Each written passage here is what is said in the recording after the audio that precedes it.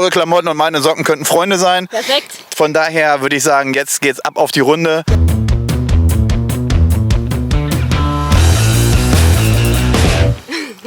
Einen wunderschönen guten Morgen jetzt wieder vom Golfclub Burgwedel. Quietscheentchen Cup 2023, Queen of the Green. Das ist dein Hashtag bei Instagram. Genau. Du bist begeisterte Golfbloggerin. Erzähl mal, wie ist denn das dazu gekommen? Ja, eigentlich über meinen Mann, der mich schon seit 10 Jahren damit in Anführungszeichen genervt hat, endlich mal Golf zu spielen. Und vor 2 Jahren habe ich uns dann zum Schnuppergolfen angemeldet und am selben Tag direkt für den Platzreifekurs angemeldet. Ja, und jetzt seit 2 Jahren passioniert dabei und im vergangenen Jahr dann beim Quietscheentchen Cup nachgerückt und seitdem auf allen Plätzen der Welt unterwegs. Alles klar. Wer hat mehr Follower und wer spielt besser Golf bei euch beiden? Natürlich ich.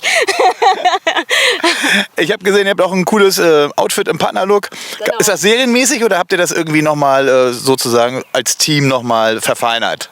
Wir haben es als Team noch mal verfeinert tatsächlich. Heute exklusiv nur für den Quietscheentchen Cup.